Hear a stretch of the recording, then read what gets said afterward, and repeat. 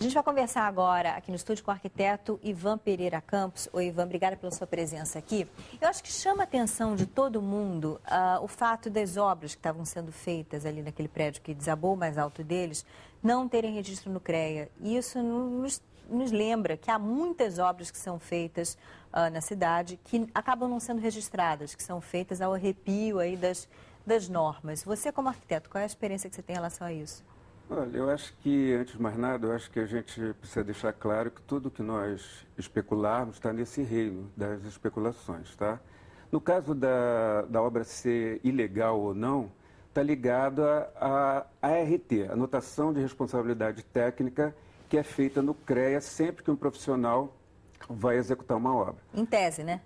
Exatamente, mas veja bem, existe a obra ilegal, que é a obra que não é feita por arquiteto nenhum, por engenheiro nenhum. É aquela que o proprietário pega um pedreiro conhecido, amigo. É a maioria hoje em dia? Olha, é difícil de avaliar. É difícil avaliar, mas eu acho que é um número, um percentual altíssimo, entendeu? Porque ele procura puxar o preço, o valor da obra para baixo. Então, ele não quer gastar com um arquiteto, com um profissional habilitado, então ele acredita que aquela pessoa que tem 20, 30 anos de experiência pode dar conta de tudo. Eu me lembro de um slogan antigo, acho que do Instituto dos Arquitetos do Brasil, que era construa certo, contrate um arquiteto. E é isso, né? Quer dizer, para você derrubar uma viga que não pode, daqui a pouco a laje cair na tua cabeça, não custa, né? Exatamente. E muitas vezes essas pessoas sabem, de uma certa forma, que elas não têm responsabilidade sobre nada que ocorra. Nem você pode responsabilizá-lo. Então, o que acontece é que essa obra, literalmente, eu acho que é a obra ilegal.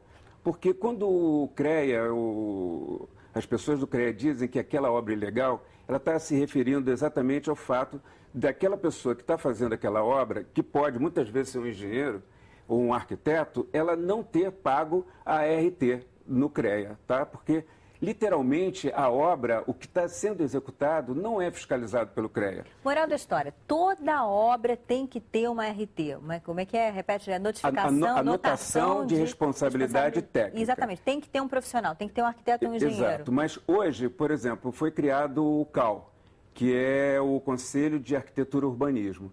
Quer dizer, os arquitetos vão passar a se referenciar pelo CAU. Então, essa anotação de responsabilidade técnica, nós não vamos mais fazer para o CREA, e sim para o CAU, provavelmente, entendeu?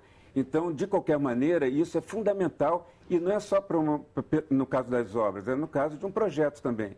Se eu vou executar um projeto, eu tenho que fazer essa anotação de forma que o CREA saiba que eu estou fazendo um projeto, né?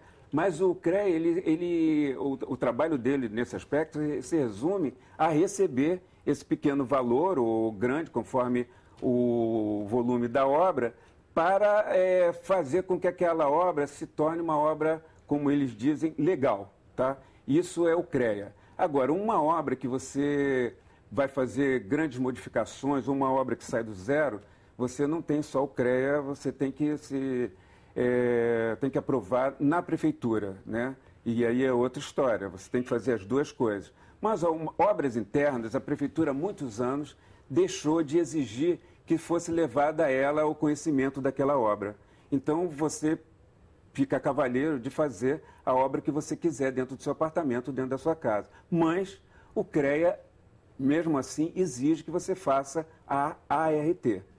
Tá certo? Isso é que faz com que a obra deixe de ser ilegal. No caso do prédio que caiu, nada diz, por ser a obra ilegal ou não, que isso tenha sido motivo da queda dos prédios, né? Claro. Provavelmente o colapso estrutural pode estar relacionado a uma dezena de coisas. A um equívoco, realmente, da obra, ou o que é mais provável, um recalque do terreno, alguma coisa que minou as estruturas e fez com que todos os prédios caíssem. O que é bem possível naquela área que tem vários prédios ali, isso é uma coisa que eu acho que precisa ser sempre levado em consideração. Nós temos vários prédios importantes do patrimônio nosso, cultural, que é não só o Teatro Municipal, como o Belas Artes, e prédios antigos ali que são preservados e precisam, quando se faz um prédio ao lado, se cuidar desse tipo de coisa, como ocorreu na Rua do Senado com Inválidos, que houve aquele problema nos prédios